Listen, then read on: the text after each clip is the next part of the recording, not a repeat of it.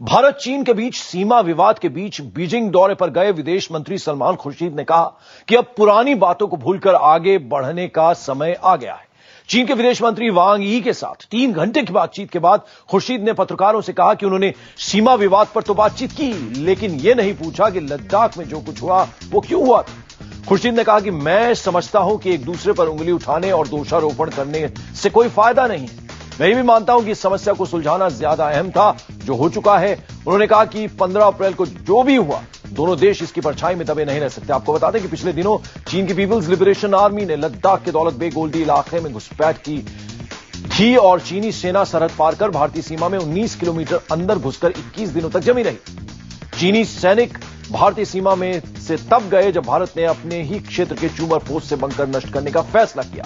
हालांकि भारत की तरफ से कहा कि चूमर पोस्ट पर बंकर चीनी घुसपैठ के जवाब में बनाए गए थे। और इसी गतिरोध और तलखी के बीच जब विदेश मंत्री सलमान खुर्शीद ने चीन यात्रा की है, तो अब सबकी नजरें इस बात पर थी कि वो इस मुद्दे को जरूर उठाएंगे और चीन के विदेश मंत्री से पूछेंगे कि चीन ने भारतीय सीमा में घुसपैठ क्यों की थी। लेकिन सलमान खुर्शीद ने कहा कि फिलहाल बाल की खाल निकालने की कोई वजह नहीं है। जब वो वक्त आ जाए जब हमें डट करके सामना करना पड़े, तो फिर उस जगह पर मौजूद रहो जहां से हौसला बढ़ता हो। और वही तस्वीर आज हमें रवि यहां से देखने को मिल रही है। आप ये समझिए कि जवानों के बीच प्रधानमंत्री का आना जवानों के हौसले को आसमान से भी ऊंचा करने जैसा है। और प्रधानमंत्री का सख्त संदेश है चीन को कि हम उसको उसी की भाषा में जवाब देना जानते हैं। प्रधानमंत्री ने एक सख्त संदेश एलएसी से दिया है कि कितना गंभीरता से इस पूरे मामले को ले रहा है भारत। और प्रधानमंत्री देखिए, लगातार हम कह रहे हैं ना कि हम मोर्चेबंदी कर रहे हैं, हम ड्रैगन को हर तरफ से घेर रहे हैं। और ये जो एक तरह से आज जो प्रधानमंत्री ने किया है, अगर मैं इसको साइकोलॉजिकल स्ट्राइक कहूं तो शायद गलत नहीं होगा, क्योंकि चीन ने जिस तरह से अपने सैनिकों को अलग थलग छोड़ दिया। चीन वो देश है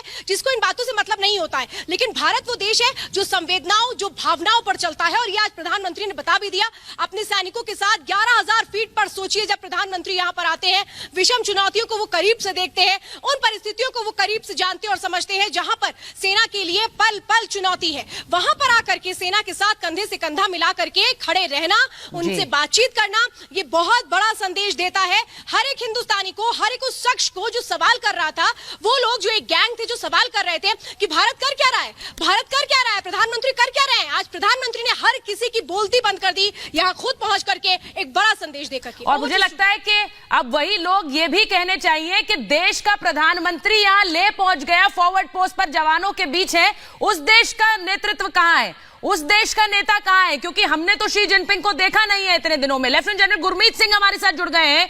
गुरमीत सिंह सर, मैं आपसे ये पूछ रही हूं, चीन वहां प्रोपोगेंडा वीडियो बनाता रह गया, यहां देश के प्रधानमंत्री फॉरवर्ड पोस्ट पर पहुंच गए, ले पहुंचे हुए हैं जवानों के बीच।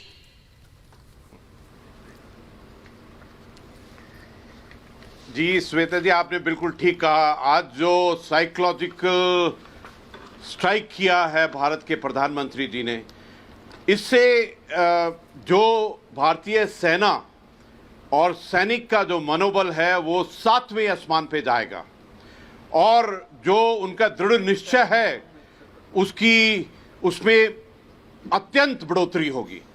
इनफैक्ट उनका वहाँ जाना, उनका ऑन ग्राउंड अपने सैनिकों को मिलना, हमारे परिवार का मुखिया, हमारे राष्ट्र का मुखिया जब जाकर अपना हाथ उन इंजर्ड जवानों के पीठ पर हाथ रखेगा और उस जगह में जाकर स्वर्ग की तरफ देखेंगे उस 20 जवानों को जिन्होंने अपने भारत के लिए, अपने राष्ट्र के लिए अपने प्राणों की आहुति दी थी, तो ये अलग ही दृश्य है। इसको सिर्फ फील कर सकते हैं आप। अगर सच्चे भारतीय हैं तो आपकी रीढ़ की हड्डी के ऊपर में जो संकेत जाएगा, वही संकेत जा रहा है पूरे विश्व में। वही संकेत, जो सिंबोलिज्म, सिग्नलिंग मैसेज आज जा रहा है और इतने बड़े रूप में जा रहा है।